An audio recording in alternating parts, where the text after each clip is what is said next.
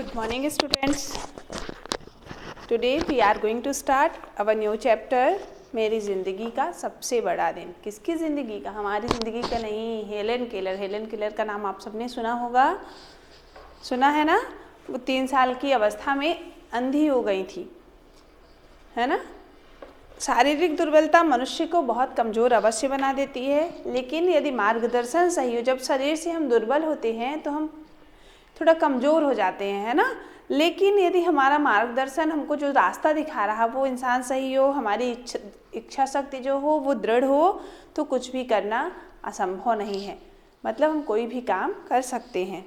प्रस्तुत पाठ में हम एक ऐसी महिला के बारे में पढ़ेंगे जो बोल सुन और देख नहीं पाती थी. जो हेलन केलर थी वो तो ना बोल पाती थी, ना सुन पाती थी, ना देख पाती थी, लेकिन एक सच्ची शिक्षिका के धैर्य प्रेम और प्रेरणा ने उन्हें एक प्रसिद्ध व सफल लेखिका बना दिया. 3 मार्च 1887 लेखिका जो है हेलन केलर वो लिखती हैं कि 3 मार्च 1887 को मैं 7 साल की होने वाली थी. लेखिका स्वयं को बताती हैं कि मैं 7 साल की होने वाली थी. उनकी मतलब वो अपनी ज़िंदगी का जो सबसे बड़ा उनकी ज़िंदगी का दिन था उसके बारे में हमें बता रही हैं. इसी दिन मेरी टीचर एन सुलेवन, उनके टीचर का क्या नाम था? एन सुलेवन, मेरे घर आई. उस दोपहर मैं अपने घर के बाहर खड़ी थी चुपचाप. वो लेखिका अपने घर के बाहर खड़ी थी. घर में मतलब जो कुछ हलचल वगैरह हो रही थी, मतलब लोगों का आना जाना लगा हुआ था, तो उन्हें कुछ ऐसा लग रहा था कि आज कुछ खास होने वाला है. तभी मेरे पास आते हुए कदमों की आहट महसूस हुई. तभी उनको ऐसा लगा कि मतलब जब कोई वो सुन देख तो नहीं पाती थी, लेकिन महसूस कर पाती थी. उन्हें ऐसा लगा कि उनके पास कोई आ रहा है. मैंने अपने हाथ आगे बढ़ाए. किसी ने मेरे हाथों को थामा, मुझे उठाया और गले लगाया. अगली सुबह मेरी टीचर सुलेवन ने मुझे एक गुड़िया दी. अगली सुबह क्या किया, उनकी जो टीचर थी उन्होंने उनको गुड़िया दी. मैं कुछ देर उसके साथ खेलती रही. फिर मेरे हाथ पर उन्होंने अपनी उंगली फिराकर डॉल लिखा. फिर उन्होंने क्या किया, अपने जैसे गुड़िया पकड़ाई और गुड़िया पकड़ाकर उन्होंने उंगली से ऐसे करके, मतलब उनको फीलिंग तो होती थी, तो उनको जैसे मतलब समझ में आया DOLL डॉल लिखा. मुझे उंगली के इस खेल में बहुत मज़ा आया. लेखिका को उनको खेल लग रहा था ये, जबकि वो डॉल पढ़ा रही थी. उनको बताना चाहती थी कि डॉल जो तुमने ली है, तो जो तुम्हारे हाथ में गुड़िया है उसको इंग्लिश में डॉल कहते हैं. मुझे उंगली के इस खेल में मज़ा आया.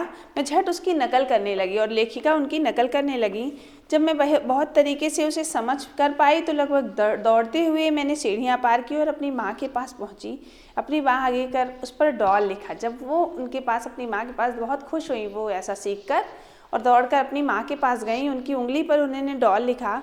मुझे मालूम नहीं था, लेखिका बताती हैं कि मुझे ये नहीं पता था कि मैंने अभी जो लिखा है वह किसी शब्द के हिज्जे हैं. मतलब कोई शब्द है, वो ये बताना चाहती हैं कि मुझे ये नहीं पता था कि जो मैंने अभी DOLL ऐसे करके उंगली से लिखा है वो कोई शब्द है. मुझे तो यह भी नहीं मालूम था कि अब भी कोई चीज़ होती है, यह भी शब्द भी कोई चीज़ होती है. मैं तो हाथ पर एक खास तरह से उंगली फिरा रही थी. आने वाले दिनों में मैंने कई शब्द सीखे. फिर धीरे धीरे उन्होंने बहुत सारे शब्द सीखे, जैसे शिट, स्टैंड, वॉक. मतलब बहुत सारे शब्द, मतलब खड़े होना को कहते हैं शिट, बैठ जाने को कहते हैं शिट, स्टैंड मतलब खड़े हो जाना, वॉक मीन्स चलना. ये सब पिन, हैट, कप, मतलब बहुत सारी चीज़ें लेखिका की टीचर जो आई थी एन सुलेवन, उन्होंने उनको सिखाया. इन खास शब्दों को बस लिखना सीखा. शब्दों के मतलब उसको उन्होंने सीखा, बस ये नहीं पता था कि इसके अर्थ भी हैं. एक दिन मैं अपनी नई गुड़िया के साथ खेल रही थी. मिस सुलेवन ने मेरी बड़ी सी गुड़िया को मेरी गोद में रखा और मेरे हाथ पर डॉल लिखा. वे मुझे समझाना चाहती थी कि जो मतलब मेरे द्वारा दी गई मेरी पहली गुड़िया दोनों ही डॉल हैं. मतलब जो गुड़िया उनके हाथ में है, एक पहले से उनके पास थी गुड़िया, और जो एक टीचर ने उनको गुड़िया दी थी वो दोनों डॉल ही हैं. उस दिन सुबह मग और वाटर शब्दों को लेकर मुझे काफ़ी उलझन हुई थी. सुलेवन ने मुझे समझाने की बहुत कोशिश की कि मग और वाटर अलग अलग शब्द हैं. उन्होंने उन्हें बताया कि जो मग है और जो वाटर है, मतलब मग में वाटर डला हुआ है, ये 2 शब्द अलग अलग हैं. लेकिन उनको समझ में नहीं आया. आखिर तंग आकर उन्होंने बातचीत बीच में ही छोड़ दी. उनकी बार बार की कोशिशों से खींचकर मैंने गुड़िया को ज़ोर से ज़मीन पे पटक दिया। बहुत देर, मतलब वो काफ़ी देर तक उनको पढ़ाने की कोशिश करती रही कि डॉल जो तुम्हारे पास है और जो मैंने तुम्हें दी है वो दोनों डॉल ही हैं। इसके बाद वाटर को लेकर भी काफ़ी वो, मतलब वाटर और मग को लेकर भी उनके बीच काफ़ी मतलब उसको परेशान हो गई थी वो। इसलिए उन्होंने क्या किया, खींचकर उस गुड़िया को, खींचकर मतलब गुस्सा कर, और उसे ज़मीन पे पटक दिया। सब उसकी चिथड़ों को मैंने अपने पाँवों पर महसूस किया तो मुझे खुशी भी हुई, ना बुरा लगा ना कोई अफसोस हुआ। जब वो उसको पटक के तोड़ दी उन्होंने गुड़िया को, तो उन्हें बहुत खुशी हुई। उन्हें मतलब अपना गुस्सा जताया, और इसका कोई दुख भी उन्हें नहीं था। ना जिस अंधेरी दुनिया में जी रही थी वहाँ प्रेम प्यार की गुंजाइश कम थी। मतलब वो अंधी थी तो उनके लिए प्रेम प्यार की गुंजाइश बहुत ज़्यादा नहीं थी। मुझे आभास हो चुका था कि मेरी टीचर गुड़िया के चिथड़े बुहार रही हैं, मतलब उनको उठा रही थी। मुझे लगा कि अच्छा हुआ, मुझे तकलीफ़ देने वाली चीज़ हमेशा के लिए मुझे तकलीफ़ देने वाली चीज़ का हमेशा के लिए सफाया हो गया। फिर उन्होंने अंदर से टोपी लाकर मुझे पहनाई। मैं समझ गई कि हम बाहर जा रहे हैं। जब वो टोपी पहनती थी तो उनको लगता था कि वो बाहर जा रही हैं, इसलिए जब उनको टोपी पहनाई गई तो उनको समझ में आ गया कि वो कहीं जा रही हैं। आते ही जिससे इस विचार से उनका मन खुश हो गया। हम एक कुएँ के पास से गुजरे। वहाँ आसपास मधुमक्खियों के बहुत से छत्ते थे, उनकी खुशबू फैली हुई थी। कोई कुएं से पानी निकाल रहा था। मेरी टीचर की तेज़ धार के पास मेरा हाथ, टीचर ने क्या किया, जब पानी की जो धार थी उसके पास उनका हाथ ले गई। जैसे ही ठंडा पानी मेरी बाँह पर गिरा, जैसे ही, मतलब अंधी थी तो उनको सिखाना चाहती थी वो, जैसे ही वो पानी उनके ऊपर गिरा उन्होंने उनके हाथ पर जल्दी से लिखा वाटर।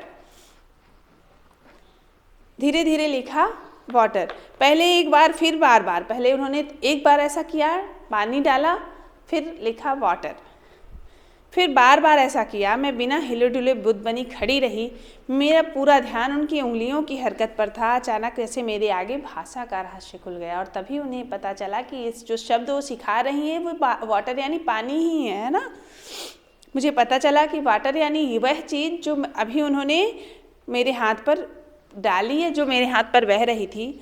उस जीते जागते शब्द में मेरे अंदर कई आशाएं जगाईं, कई उम्मीदें जगाईं। यह सच है कि सीखने के रास्ते में कई दिक्कत, लेखिका बताती हैं कि मुझे सीखने के रास्ते में बहुत सारी दिक्कतें आईं, पर समय के साथ उनको दूर होना ही था। सीखने की ललक से भरकर हम तेज कदमों से घर की ओर चल दिए। रास्ते में जिस भी चीज़ को मैंने छुआ वह मुझे जीवन से भरी लगी। मतलब जिन चीज़ों को अब उनके सामने भाषा का भेद खुल गया था कि शब्द भी कोई चीज़ है। घर की चौखट पर पहुंचते ही मुझे उस गुड़िया की याद आई, मैं जिसे टुकड़े टुकड़े कर चुकी थी। उन टुकड़ों को समेटकर मैंने जोड़ने की नाकाम कोशिश की। अब वो बहुत दुखी थी क्योंकि उन्होंने अपनी टीचर के साथ बदतमीजी की थी। उनकी आंखें आंसुओं से भर गईं।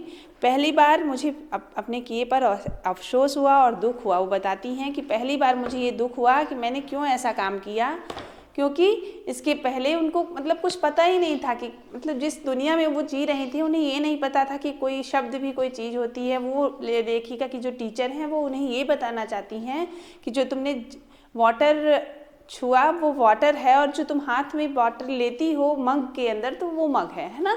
अब उनको सब बातें पता चल गई थी। ठीक है, आपका चैप्टर पूरा हुआ। क्वेश्चन आंसर भी कुछ पाठों के और बचे हैं तो इकट्ठा करके भेजेंगे। Thank you.